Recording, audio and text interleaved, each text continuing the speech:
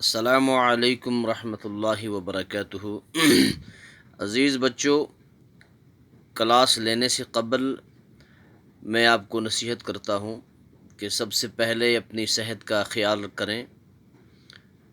صحت زندگی کا ایسا ساتھی ہے، اگر صحت ساتھ چھوڑ دے تو تمام رشتے ساتھ چھوڑ دیتے ہیں۔ لہٰذا جہاں بھی بھیڑ بھاڑ ہو وہاں پر نہ جائیں، ماسک کا استعمال کریں، سینیٹائزر کا استعمال کریں۔ آج میری صحت خود ٹھیک نہیں ہے، تو اس لیے میری نصیحت ہے کہ سب سے پہلے اپنی صحت کا خیال کریں۔ 8ویں جماعت کی یہ اردو ہے، استاد کا احترام۔ عزیز بچوں، آپ نے پڑھا ہے۔ آج میں اس کے اسائنمنٹس آپ کو بھیج رہا ہوں اور سوالات سمجھا رہا ہوں پڑھ کر۔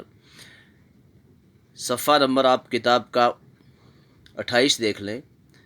اوپر سوال لکھا ہوا ہے، کس پیشے کو عظیم اور مقدس کہا گیا ہے؟ تو میں نے آپ کو پہلے کہا تھا کہ یہ استاد کا پیشہ نہیں ہے، بلکہ یہ منصب ہے، منصب نبوت ہے یہ۔ تو یہاں اس پہلے سوال کا جواب میں نے لکھا ہوا ہے، آپ اسکرین پر دیکھیں، میں آپ کو فوٹو بھی بھیجوں گا۔ ہر پیج پر میں نے اوپر صفحہ لکھا ہوا ہے، یہاں پر آپ کونے میں دیکھیں صفحہ نمبر 1، اس کو میں زوم کرتا ہوں، یہ صفحہ نمبر 1۔ ہاں، اب میں پڑھتا ہوں سوال، میں نے صرف جواب لکھے ہیں، سوالات آپ کتاب سے اٹھائیں۔ کس پیشے کو یعنی کس منصب کو عظیم اور مقدس کہا گیا ہے؟ جواب ہے، استاد کے پیشے کو عظیم اور مقدس کہا گیا ہے۔ دوسرا سوال ہے، استاد کی رہنمائی کیوں ضروری ہے؟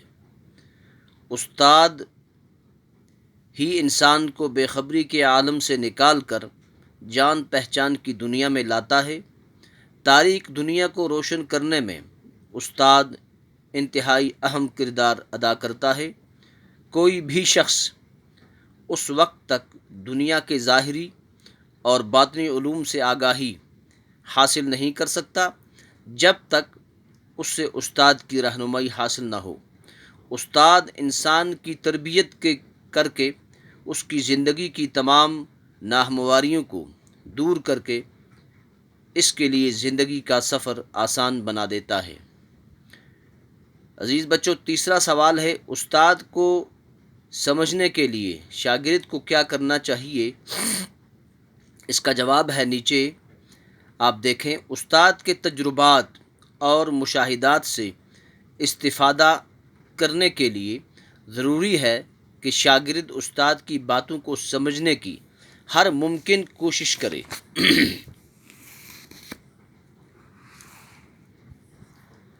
محبت اور احترام پیدا کرے۔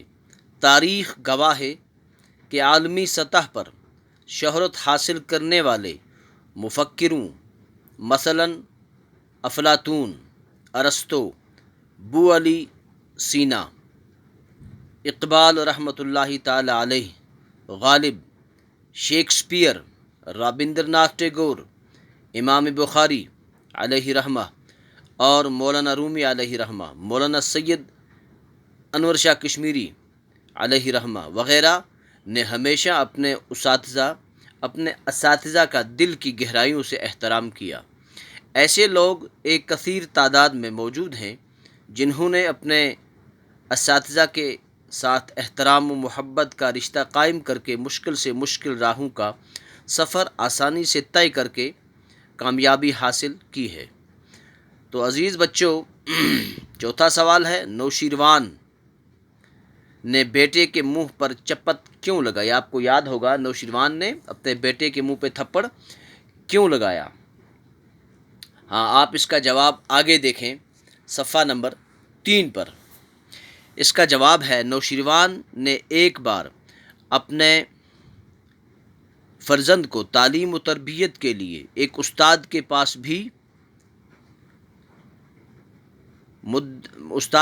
بھیجا۔ مدت گزرنے کے بعد نوشیروان کو خیال آیا کہ جا کے دیکھے کہ تعلیم و تربیت پانے کی حالت کیا ہے۔ جب وہاں پہنچے تو دیکھا استاد نماز کے لیے وضو کر رہے ہیں اور اس کا بیٹا ہاتھ میں لوٹا اٹھا کر پانی ڈال رہا ہے۔ یہ دیکھ کر ان کو کافی غصہ آیا اور اپنے بیٹے کے منہ پر چپت لگائی، یعنی تھپڑ مارا۔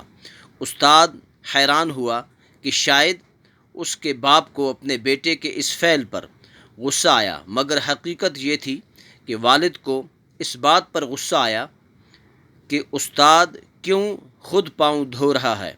اپنے بچے کو بولا، تمہیں شرم نہیں آتی؟ تم نے اس کے پاؤں یعنی استاد کے پاؤں کیوں نہیں دھوئے؟ تو عزیز بچوں، اب 5واں سوال ہے، سکندر اعظم نے استاد سے کیا کہا؟ دیکھیے یہاں لکھا ہوا ہے جواب۔ سکندر اعظم بہت سی فتوحات حاصل کر کے جب وطن واپس پہنچا تو سب سے پہلے اپنے استاد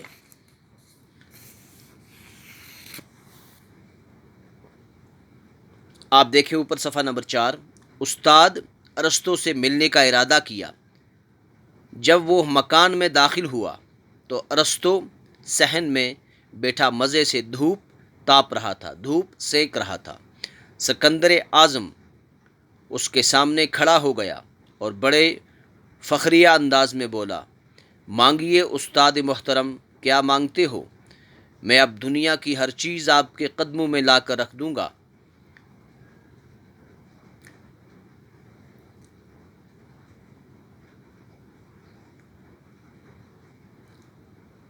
یہ 5 سوال مکمل ہوئے۔ تو عزیز بچوں، یہاں میں نے تھوڑا سا یہ لکھا ہوا ہے، میرا پسندیدہ استاد۔ یوں تو ہمارے اسکول میں بہت سارے استاد ہیں، لیکن ان میں سے مجھے جناب محترم بشیر احمد خان صاحب بہت پسند ہیں۔ وہ روزانہ اسکول وقت پر آتے ہیں اور اپنی تمام کلاسز باقاعدہ لیتے ہیں۔ ان کے پڑھانے کا انداز بہت ہی نرالا ہے۔ پڑھانے کے دوران ان کی ہر بات ذہن میں چسپاں ہوتی ہے۔ ہر بات کے لیے وہ موجودہ اور زندہ مثال دے کر مقصد ذہن میں اتار رہا ہے۔ ہمارے محترم خان صاحب تابش 30 سالہ صحت مند آدمی ہیں۔ پڑھانے کے ساتھ ساتھ انسان سازی کی تربیت دینی تناظر میں کرتے ہیں۔ علم و عمل کے بے کراں سمندر ہیں۔ ہر بات کا جواب قرآن و سنت کی روشنی میں دیتے ہیں۔ تابش صاحب ہر ایک کے ساتھ نرمی اور اعلیٰ اخلاق کے ساتھ پیش آتے ہیں۔ اگرچہ ان کے پڑھانے کا انداز کا مخصوص مضمون اردو ہے، لیکن وہ ہر فن مولا ہیں۔ وہ کسی بھی کلاس کا کوئی بھی مضمون پڑھا سکتے ہیں۔ انہی خصوصیات کی وجہ سے میں ان کو اپنا پسندیدہ استاد مانتا ہوں۔ اللہ تعالیٰ ان کے علم و عمل میں برکت نصیب فرمائے۔ تو عزیز بچوں، یہ 5 سوال اور میرا پسندیدہ استاد میں نے لکھوایا ہے۔ ویڈیو کافی لمبا ہو چکا